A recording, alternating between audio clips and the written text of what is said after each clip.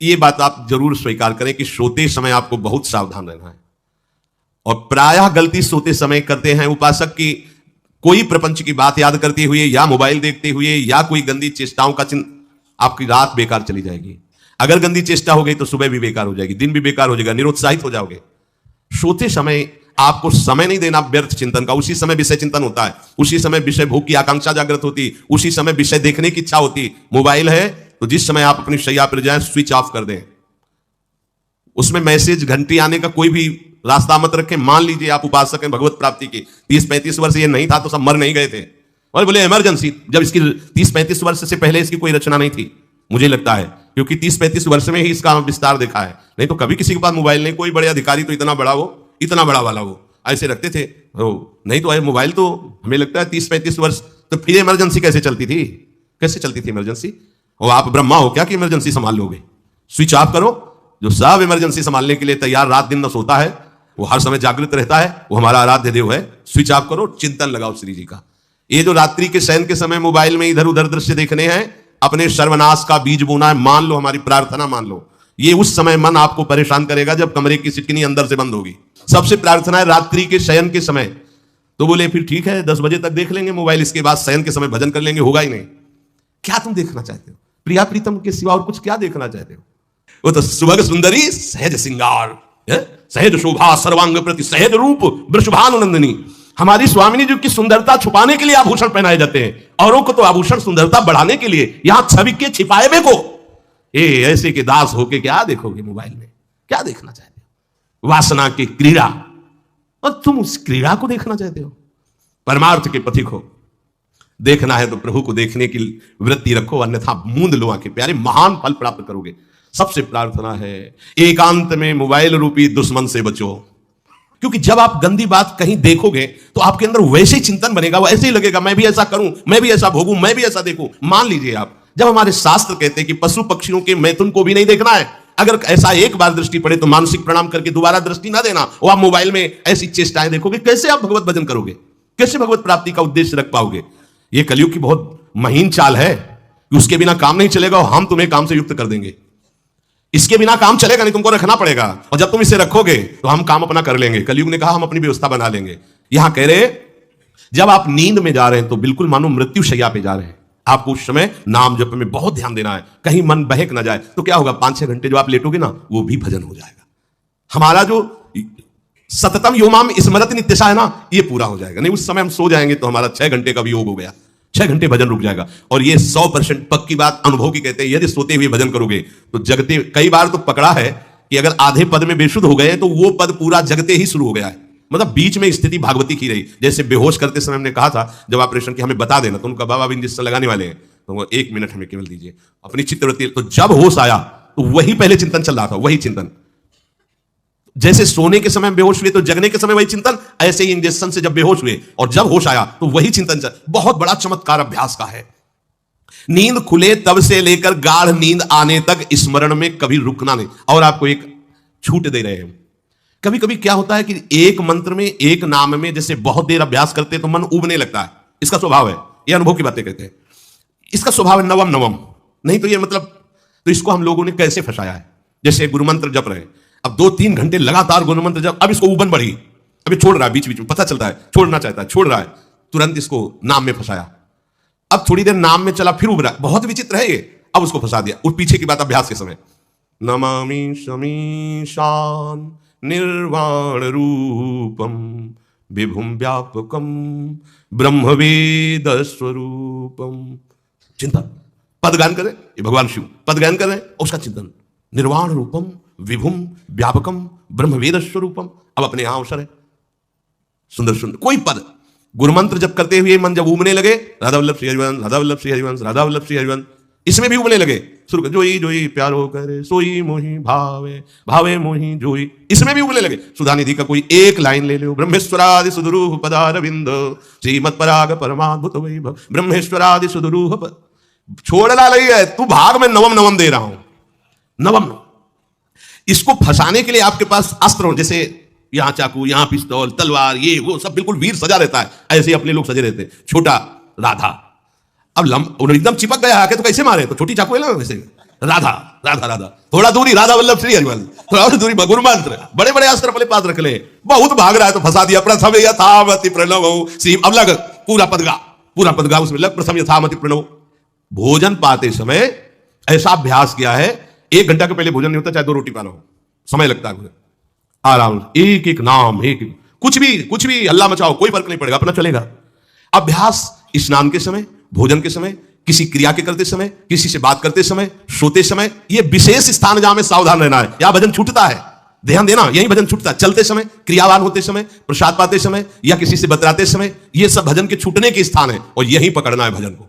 जब आपको बिल्कुल न लगे तो मानसिक सा बंद कर दो और गुनगुनाने लगो। जो धुनी आपको अच्छी लगे उसी में नाम, कोई नाम लेके, संसार का चिंतन ना होने पावे, चाहे जो कुछ तुम जहां तुम्हारा मन आवे, गंगावरी गोदावरी कुछ भी, भागवती चिंतन के सिवा संसार के चिंतन न होने पाए। पहले ऐसे अनन्य बनो, फिर बाद में अनन्यता आती, रसना कटो जो अनरट। हाँ भी विषय चिंतन कर रहे हैं, प्रपंच कर रहे हैं, बोले रसना कटो जो अनरटो। और नहीं बोल सकते, प्रपंच बोलेंगे बस, रसना कटो ये शब्द वहां नहीं आते। पहले हम आपको छूट देते, भक्त चरित्र, भगवान की चरित्र, नाम, कीर्तन, मंत्र, जो भी चाहो, संसार का चिंतन मत होने देना, पहले ये पकड़ो। फिर आगे चल करके जब पवित्र हृदय होगा तब ये निष्ठा आती, रसना कटो जो अनरटो, निरखियन फुटो नयन। मान लो संसार का चिंतन नहीं करने देना है इसको, आप जैसे बने वैसे करो भागवती चिंतन। कोई नाम ले लो, कोई मंत्र ले लो, तुम्हें जो प्रिय लगे, हम छूट देते हैं। ये नहीं करें कि रसना कटो जो अन रटो, ये बाद की बात है। हमें पहले इसका संसार चिंतन रोकना है। कैसे छूटेगा, कैसे छूटेगा, हमें यह पकड़ना है। नहीं तो निष्ठा की बात, जो हरि नाम जगत त्रिशिरोमणि वंश बिना कबहू, हरिवंश बोलेंगे नहीं, हरि बोलना नहीं है, हरि बोलना नहीं, क्योंकि जो हरि नाम जगत त्रिशिरोमणि वंश बिना, हरिवंश बोलना नहीं है, क्योंकि प्रपंच में रति। तो क्या करो, जो तुम्हें प्रिय लगे पहले उसे पकड़ो। ये हम अंदर की बात करें, प्रवचन की बात नहीं कह रहे। मन को फंसाना है हमें, राम कृष्ण हरि जहां लगे इसको लगा, पहले इसको फंसाओ, संसार का चिंतन ना होने दे। गीता, भागवत, भक्त चरित्र, कुछ भी कहीं भी इसे फंसाओ, पहले संसार का चिंतन ना होने दो, फिर लाओ इसको घुमा के निकुंज वाटिका में। फिर तो भागेगा ही नहीं, फिर नहीं भागेगा। अब सीधे निकुंज वाटिका में किसी महाभाग्यशाली गुरु आश्रित का लगेगा, अन्यथा बहुत प्रपंची मन है। आप आश्रय इधर का लोगे, प्रपंच का चिंतन करोगे, बात बनेगी नहीं। चिंतन छोड़ना है हमें, जैसे बने तैसे संसार का चिंतन छूट जाए तो हम विजय को प्राप्त होंगे। ध्यान दीजिए, इस परमात्म तत्व को वही प्राप्त कर पाता है जिसका राग बीत गया है, खत्म हो गया है, वैराग्यवान। ज्यादा परिश्रम नहीं है वैराग्य में, विवेक नहीं होने के कारण हम वैराग्य नहीं धारण कर पाते। हम बाहरी बातों को वैराग्य ले लेते हैं, ऐसा कपड़ा बदल लेना या कपड़ा ना पहनना या लौकी का कमंडल, मिट्टी का पात्र, तो हम अपने को वैरागी। बात यहां नहीं रुकेगी। वैराग्य का इतना ही मतलब नहीं, ये भी एक बाह्य अंग है वैराग्य का, पर वैराग्य का सच्चा स्वरूप है वीतरागा। कहीं कुछ भी अच्छा नहीं लग रहा, कोई भी सुख आकर्षित नहीं कर रहा, लोक लोकांतर की प्रतिष्ठा, मान, सुख, ऐश्वर्य, व्यक्ति, कुछ अच्छा नहीं, राग खत्म हो गया। ऐसा उस अक्षर ब्रह्म को, अविनाशी तत्व को जान पाता है। जगते भयो फिरे बैरागी, जैसी हरिवंश प्रपंच बंच सब ये काल ब्याल को खायो। हालत यह है कि जैसे सांप ने मेढक को पकड़ रखा और मेढक सामने पतिंगा को, कीड़े को पकड़ना चाहता है, उसे यह पता नहीं कि मैं खुद किसी का कवल बन चुका हूं, वो एक झटके में मुझे अपने पेट में ले जाएगा। ऐसे ही हम सब हैं, काल के द्वारा ग्रसित है। काल ने हमें पकड़ रखा है, पर हम भोग भोगना चाहते हैं। हम नाना प्रकार की मान प्रतिष्ठा पाना चाहिए, ये पता नहीं एक झटके में हमारा अस्तित्व ही खत्म हो जाएगा। जिनके अंतःकरण में किसी भी व्यक्ति, वस्तु, स्थान, पद, प्रतिष्ठा का राग ही नहीं रह गया है, उसे कहते हैं वैराग्यवान। वीतरागाह, राग ही नहीं है। जिनका अंतःकरण निष्पाप, निर्मल हो चुका है, जिनके हृदय में केवल भगवत प्राप्ति की उत्कट लालसा जागृत हो गई है, ऐसा साधन संपन्न उपासक परमात्म तत्व में प्रवेश पाता है। अध्यात्म मार्ग की ऊंचाई पर वो स्थित हो जाता है। यदि छंतु ब्रह्मचर्यम चरंती, जिनकी इच्छा एकमात्र भगवत प्राप्ति की है, यदि छंतो, उनको क्या करना होगा, ब्रह्मचर्यम चरंती, ब्रह्मचर्य का पालन करना होगा।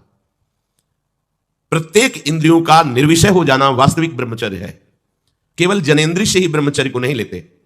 हमारी प्रत्येक इंद्रिय भोगों से रहित होकर भगवत अनुराग में, नेत्र प्रभु को देखना चाहते हैं, तो त्वगेंद्रिय प्रभु को स्पर्श करना चाहती है, घ्राणेंद्रिय प्रभु के श्री अंग की गंध पाना चाहती है, श्रवणेंद्रिय प्रभु के वचन सुनना चाहती है। एक एक इंद्रिय अपने प्रभु में लग गई, अंतर्मुख हो गई, बाहर विषयों का त्याग हो गया, इसे ब्रह्मचर्य कहते हैं। पर प्रारंभिक ब्रह्मचर्य में जनेंद्रिय का ब्रह्मचर्य अत्यंत आवश्यक है। यदि जनेन्द्रिय जन्य व्यभिचार दोष से युक्त है तो कदापि उसे भगवत प्राप्ति नहीं हो सकती। शुभ गति व्यभिचारी शुभ गति चाहे असंभव। और भगवत मार्ग में सबसे बड़ा दुश्मन यही व्यभिचार दोष है, काम। इसी से हमारा हृदय मलिन होता रहता है, अंधा बटे और बड़ा चबाए वाली दशा रहती है। हमें 50 वर्ष हो गए, अरे 50 जन्म हो जाए, तुम व्यभिचार करो, गंदी बातें करो, गंदे चिंतन करो, सो समय व्यतीत करें, अनंत जन्म व्यतीत हो गए, भगवत प्राप्ति हुई क्या? 50 वर्ष से भगवत प्राप्ति हो जाएगी क्या? 5 मिनट काफी है भगवत प्राप्ति में, एक बार नाम काफी है। वो स्थिति तो लाओ। बार बार बहिर्मुख वृत्तियों के द्वारा विषयों में सुख बुद्धि कर लेने से हमारा सारा का सारा अध्यात्म चिंतन बदलता रहता है, इसलिए लाभ नहीं मिल पाता, एक रस चिंतन नहीं रह पाता। बार बार विक्षेपी विषय करते रहते हो, हम सहते रहते हैं और भोगते रहते हैं। एक बार तो हिम्मत करके उठो, अवलो नशानी अब ना नशई हो, एक बार तो दृढ़ बनो। बस मन के अनुकूल चलने की बात को तुम्हें रोकना होगा, तभी तुम्हारे अंदर यदि क्षमतो ऐसी इच्छा जागृत होगी। पक्का पक्का ऐसा ही है। जब हम किसी विषय के वेग को सहते हैं, विषय नहीं भोगते हैं, तो मन बहुत जलाता है। उस जलन में फिर एक ही बात होती है, बस भगवत प्राप्ति हो जाए, झंझट खत्म हो जाए। कब तक हम इसमें चलेंगे? एक बार भगवत, वो जलन हमको भगवत प्राप्ति की इच्छा प्रकट करती है। अपने लोग क्या करते हैं? जलन को मिटाने की कोशिश करने लगते हैं, तो भगवत प्राप्ति की इच्छा क्या, भोग प्राप्ति की तृष्णा जागृत हो जाती है। भोगे हुए भोगों को बार बार भोगने की इच्छा का नाम तृष्णा है। बाहर और भीतर से कोई सहयोगी नहीं, जल रहा है उपासक, तब रास्ता निकलता है भगवत प्राप्ति का, तब इच्छा प्रकट होती। अब नहीं, बहुत जल लिया, अब तो केवल प्रियाजू के समीप जाना है, अब तो प्रभु के सानिध्य में रहना है, नहीं इन भोगों की जलन में जलना है।